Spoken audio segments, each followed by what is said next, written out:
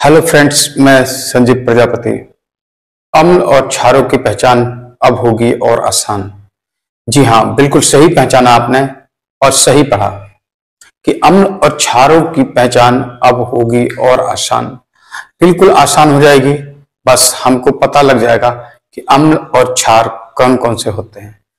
यहाँ पर हमने बहुत सारे एग्जाम्पल लिए हुए हैं। इन एग्जाम्पल्स में कुछ ऑक्साइड हैं, कुछ मेटल के ऑक्साइड हैं, कुछ नॉन मेटल्स के ऑक्साइड हैं, एक कुछ हाइड्रोक्साइड है, कुछ एसिड है, कुछ बेस है। कई सारे एलिमेंट्स तत्वों को हमने उनके कंपाउंड्स को लिया है और अभी हम बताएंगे इनमें कौन कौन से बेस हैं, कौन कौन से एसिड्स हैं। ठीक है, आइए शुरू करते हैं ये वीडियो। हेडिंग है अम्ल और क्षार की पहचान अब होगी आसान। अब अम्ल और क्षार की पहचान करना और भी आसान हो जाएगा। सबसे पहले तो हम कुछ कंपाउंड्स देखते हैं जो पहली रो में लिखे हुए हैं। क्या लिखा है? शुरू में H, जिनकी शुरुआत में H यानी हाइड्रोजन आता है। जिनकी शुरुआत में हाइड्रोजन आता है वो सभी तत्व कंपाउंड कैसे होते हैं? एसिडिक होते हैं। कैसे होते हैं? एसिडिक होते हैं। ये सभी के शुरुआत में H आया हुआ है, देख रहे हैं ना? ये सभी कैसे एसिडिक कंपाउंड हैं। HF hydrogen fluoride acidic compound है। कैसा ही एसिडिक कंपाउंड है। हाइड्रोक्लोरिक एसिड एसिडिक कंपाउंड है। हाइड्रोजन ब्रोमाइड कैसा है? एसिडिक कंपाउंड है। हाइड्रोजन आयोडाइड एसिडिक कंपाउंड है। हाइड्रोजन डाइसल्फाइड कैसा है? हाइड्रोजन सल्फाइड एसिडिक कंपाउंड है। वाटर एसिडिक कंपाउंड है। वाटर में एक अपवाद है कि ये एसिडिक और बेसिक दोनों गुण दिखाता है। ठीक है, और ये जो है सल्फ्यूरिक एसिड एसिडिक कंपाउंड है। H2SO3 एसिडिक कंपाउंड है। HNO3 जिसको हम नाइट्रिक एसिड के नाम से भी जानते हैं, ये भी एसिडिक कंपाउंड है। H3PO4 एसिडिक कंपाउंड है। H3PO3 भी एसिडिक कंपाउंड है और H3PO2 भी एसिडिक कंपाउंड है। तो दोस्तों हमने देखा ये सारे कंपाउंड जिनकी स्टार्टिंग में हाइड्रोजन लगा हुआ है, ये सब कैसे एसिडिक कंपाउंड है। चलिए इधर चलते हैं। H2CO3 ये भी एसिडिक कंपाउंड है।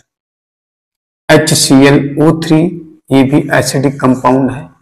एसिड का मतलब होता है अम्ल। ये सभी कैसे अम्लीय कंपाउंड है, अम्लीय यौगिक है। HNO2 भी अम्लीय यौगिक है। H3BO3 भी अम्लीय यौगिक है। ठीक है ना? अच्छा, इन तीन तत्वों के लिए मैं आपको बताऊं, जितने भी नंबर 2 लिखा ना, अधातुओं के ऑक्साइड, ये कार्बन, सल्फर और नाइट्रोजन, ये कैसे अधातुएं होती हैं। ये क्या आती हैं? अधातु। और जितने भी अधातुओं के ऑक्साइड होते हैं वो कैसे होते हैं? अम्लीय होते हैं। कैसे होते हैं? अम्लीय। कार्बन डाइऑक्साइड कैसा है? अम्लीय है। ठीक, सल्फर डाइऑक्साइड भी कैसा है? अम्लीय है।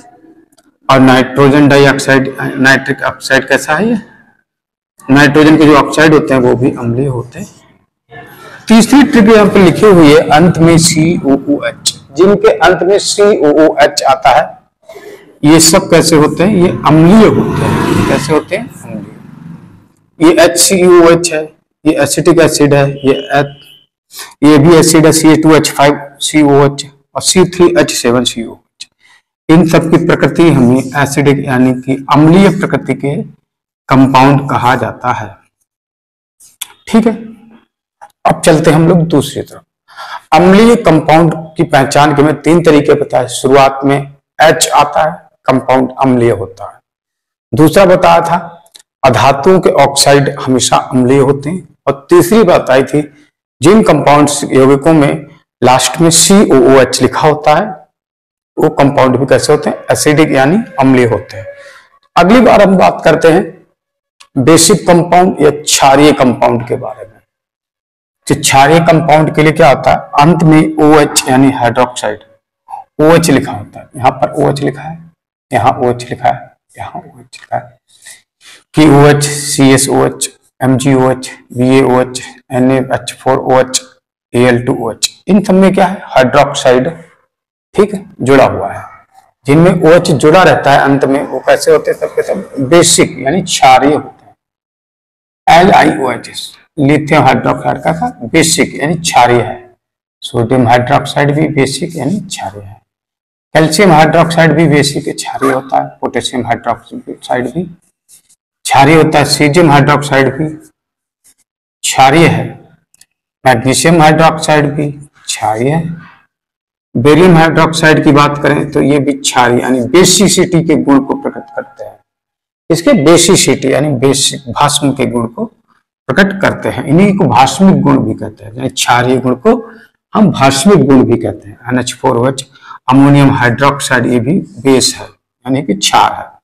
और एल्युमिनियम हाइड्रोक्साइड भी बेस है, ये भी क्षार है। अब हम बात कर रहे थे, यहाँ पे हमने बताया था आपको क्या अधातुओं के ऑक्साइड एसिडिक होते हैं, तो जिसका जस्ट अपोजिट यहाँ धातुओं के ऑक्साइड कैसे होते हैं, बेसिक होंगे यानी क्षार होंगे।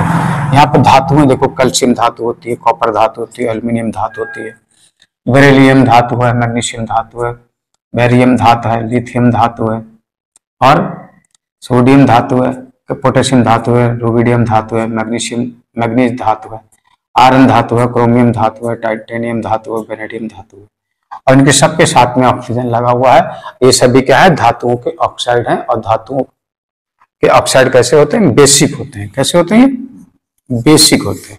तो इस तरह से कैल्शियम ऑक्साइड कैसा हो गया, बेसिक हो गया। कॉपर का ऑक्साइड कैसा हो गया, बेसिक हो गया। एल्यूमिना ये क्या हो गया, ये भी बेसिक गुण प्रकट करता है। बेरियम का ऑक्साइड कैसा हो गया, बेरिलियम का बेसिक हो गया। मैग्नीशियम का ऑक्साइड कैसा हो गया, बेसिक हो गया। बेसिक मतलब क्षारीय हो गया।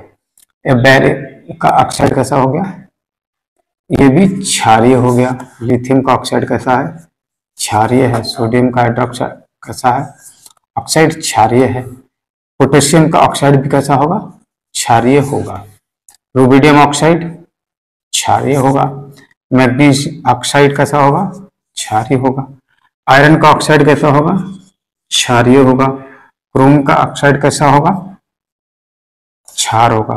टाइटेनियम का ऑक्साइड भी क्षार होगा। और वेनेडियम का ऑक्साइड भी हमको क्षार ही मिलता है।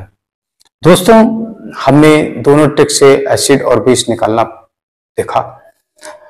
बेस एसिड के लिए हमने बताया था कि शुरुआत में हाइड्रोजन होगा और अधातुओं के ऑक्साइड होंगे, और हमने बताया था अंत में CuOH आएगा। इन तीन ट्रिक से हमने यौगिकों के अम्लीय गुण को जांचा। अब हम चलते हैं यौगिकों के क्षारीय गुण को। क्षारीय गुण के लिए हमने बताया कि धातुओं के ऑक्साइड क्षारीय होते हैं, और जिन यौगिकों के अंत में हाइड्रोक्साइड यानी OH मूलक जुड़ा होता है वो कैसे होते हैं, क्षारीय प्रकृति के होते हैं। तो इसी तरह की अन्य उपयोगी वीडियो प्राप्त करने के लिए चैनल को सब्सक्राइब करें, बेल आइकन प्रेस करें ताकि अगली वीडियो आपको समय से मिल सके। Thanks for watching this video. Thank you so much.